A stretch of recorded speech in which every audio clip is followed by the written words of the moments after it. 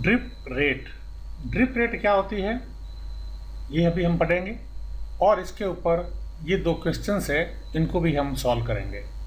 बच्चों, drip rate के अंदर कुछ टर्मिनोलॉजी काम आती है, जैसे number 1 drip rate, number 2 number of hours of infusion, number 3 drop factor and number 4 volume. ये 4 टर्म जो है हमें आनी चाहिए कि इसका अर्थ क्या होता है, उसके बाद हम इस क्वेश्चन को दोनों को सॉल्व कर पाएंगे। ड्रिप रेट की आवश्यकता क्या पड़ती है कैलकुलेट करने की? बच्चों, नर्स का काम क्या होता है? किसी पेशेंट को इंजेक्शन देना, उसके ड्रिप चढ़ाना, ये उसका काम होता है। जब कोई नर्स किसी पेशेंट के ड्रिप चढ़ाती है तो वह एक, आप लोगों ने देखा होगा, एक जो ड्रिप की जो पाइप होता है उसके ऊपर एक रोलर सा लगा होता है, उसको वह घुमा के ऊपर नीचे करके और ड्रॉप पर मिनट, ड्रॉप स्पीड से आनी है या स्लो आनी है वो सेट करती है। तो वो सेट करके क्या करती है, ड्रॉप्स पर मिनट सेट करती है कि 1 मिनट में कितनी ड्रॉप आनी चाहिए। ये नर्स की ड्यूटी होती है। यदि ड्रॉप्स पर मिनट जो प्रेस्क्राइब्ड है कि भाई ये लिक्विड जो शरीर के अंदर जाएगा ये 1 मिनट में इतनी ड्रॉप ही जानी चाहिए, यदि उतनी ड्रॉप से कम जाएगा शरीर में तो भी नुकसानदायक है, ज़्यादा जाएगा तो भी ठीक नहीं है, तो भी नुकसानदायक है। इसलिए नर्स की ड्यूटी होती है कि वह उस ड्रॉप्स पर मिनट को सेट करे उस रोलर के द्वारा। तो ड्रिप रेट जो है वो तो है ड्रॉप पर minute. Drip rate means drops per minute. ये कैलकुलेट करना है एक नर्स को। अभी हम जो क्वेश्चन करेंगे इसके अंदर कैलकुलेट करना है। दूसरा है, ये तो चलो ड्रिप रेट हो गई। दूसरा है number of hours of infusion. Glucose की बोतल है जो नर्स को दी जाती है कि भाई आपको इस पेशेंट के ये जो है ड्रिप के रूप में चढ़ानी है, बॉडी में इसको इन्फ्यूज़ करना है, तो कितने समय में वह पूरी की पूरी बॉडी में चली जानी चाहिए, ये फिक्स होता है कि भाई ये बोतल आधा घंटे में पूरी ख़त्म हो जानी चाहिए या 1 घंटे में ख़त्म हो जानी चाहिए। ये मेडिकल कंपनी फिक्स करती है कि भाई एक बॉडी के लिए कितना समय इस लिक्विड को शरीर के अंदर इन्फ्यूज़ करवाना है। अब आता है नेक्स्ट है ड्रॉप फैक्टर। क्या होता है? ड्रॉप फैक्टर का मतलब होता है ड्रॉप्स पर ml। ड्रॉप फैक्टर मीन्स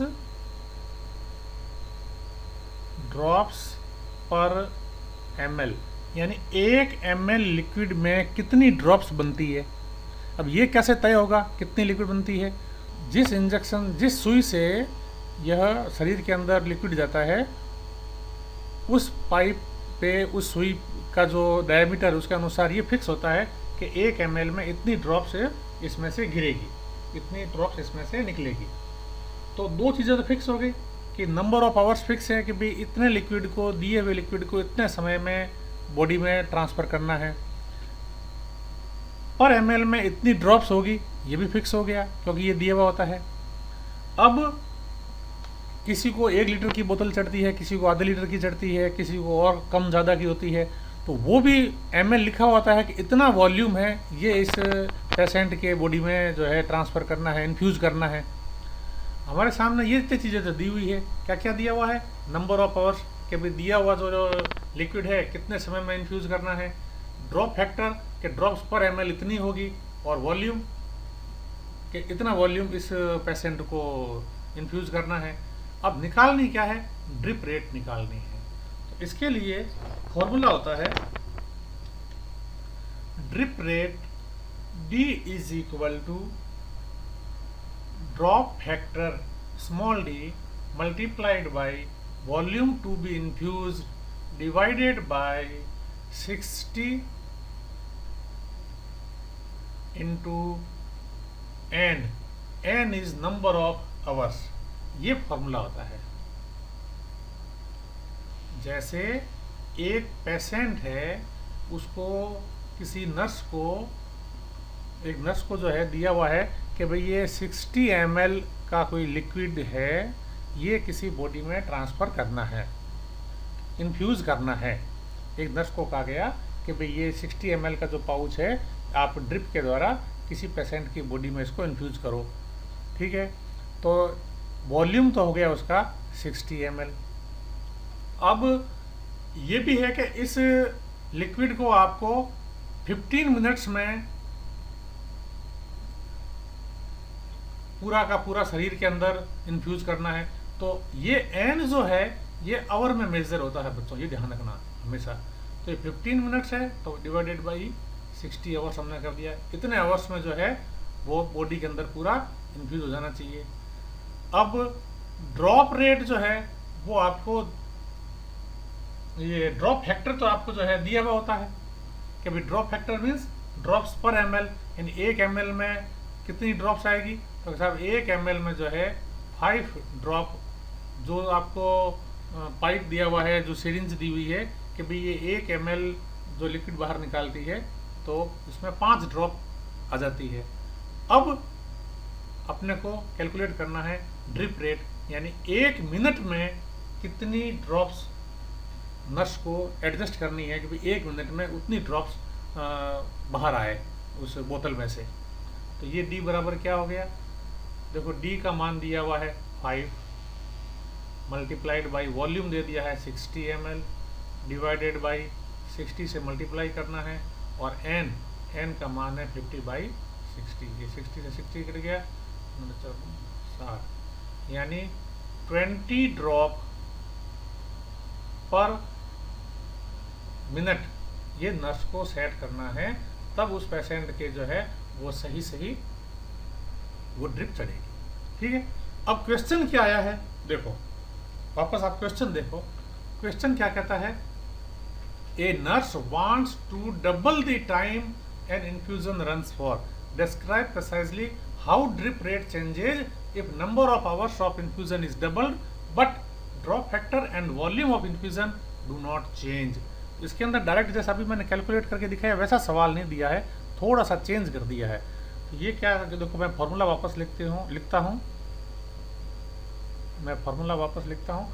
ये है d is equal to small D V divided by 60n, और ये हो गया आपके रेट जो है ड्रॉप्स पर मिनट में है।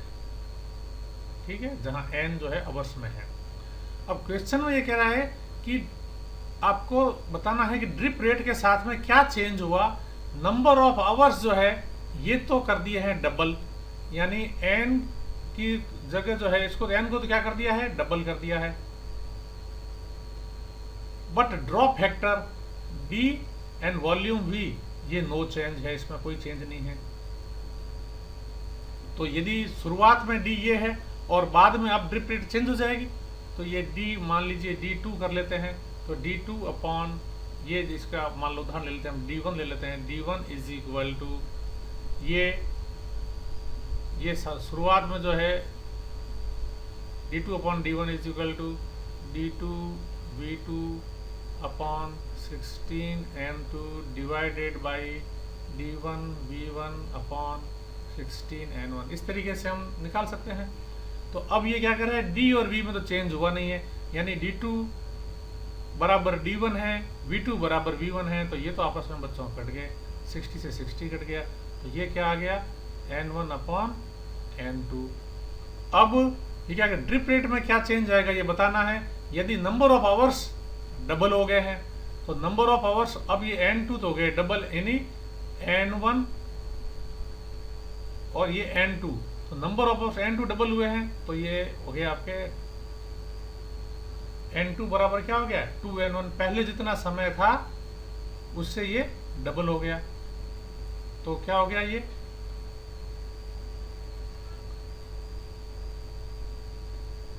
n1 अपॉन 2n1 यानी 1/2।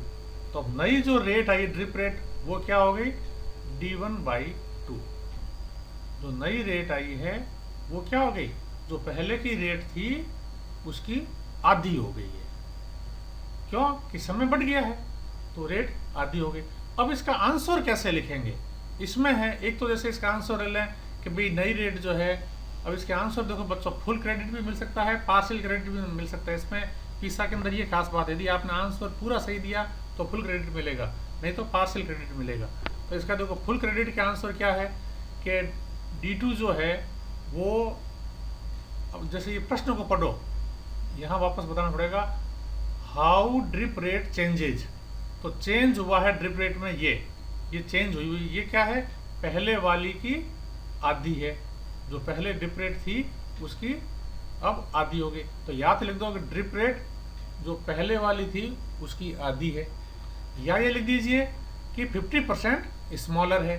तो या तो लिखना है अपने को कि D2 is half of D1, D2 is half of D1, या ये लिख दीजिए D2 is 50% smaller than D1। ये लिखोगे जब तो मिलेगा फुल क्रेडिट। अब हाफ क्रेडिट कब मिलेगा, जब आप लिखोगे इसको, आपको जो पार्शियल क्रेडिट में जो नंबर कब मिलेंगे, जब मिलेंगे आप लिखोगे कि D2 is smaller than D1। यदि आप ऐसा लिख देते हो कि D2 is smaller than D1, यदि आप ऐसा लिख देते हो तो आपको पूरे मार्क्स नहीं मिलेंगे। क्यों कि आपने एग्जैक्ट अमाउंट नहीं बताया कि कितने परसेंट कम हो रही है, कितने नहीं हो रही है। तो एक यहाँ पे क्वेश्चन को ध्यान से पढ़ो और उसके अंदर जो उसकी डायरेक्शन बताई है वो, और डायरेक्शन क्या कि भाई ये स्मॉल हो रही है, स्मॉलर हो रही है, नई रेट जो है वो स्मॉलर है, और दूसरा इसका मैग्नीट्यूड वैल्यू बताओ कि 50% स्मॉलर हो रही है। इस तरीके से क्वेश्चन को सॉल्व करना है। अब इसी के नेक्स्ट क्वेश्चन देखते हैं। Nurse also need to calculate the volume of infusion V, अब वॉल्यूम कैलकुलेट करना है from the drip rate D and infusion with the drip rate of, अब इसके अंदर को ड्रिप रेट दे दी है, ड्रिप रेट क्या दी है 50 drops per minute, has to be given to a patient for 3 hours, n बराबर दे दिया है 3 hours. For this the infusion the drop factor क्या होता है, ये मैंने स्मॉल डी लिख दिया, ये कैपिटल डी बच्चों, ठीक है ना। ये जो है ड्रिप रेट जो है कैपिटल डी से है। ये ड्रिप फैक्टर डी दिया हुआ है 25 ड्रॉप्स पर ml। What is the volume in ml of, आपको निकालना है V बराबर कितना होगा। तो फॉर्मूला वापस लगाओ, D is equal to small dv upon 60n। तो V बराबर क्या हो गया, capital D into 60n divided by small d। तो कैपिटल D दिया हुआ है आपके 50 into 60 into n3 divided by 25, 360 ml। तो 360 ml वॉल्यूम होगा जिसको बॉडी में इन्फ्यूज करना है। तो बताओ इस तरीके से ड्रिप रेट पे क्वेश्चंस आते हैं। नेक्स्ट नए टॉपिक के साथ नेक्स्ट वीडियो देखिए। Thank you.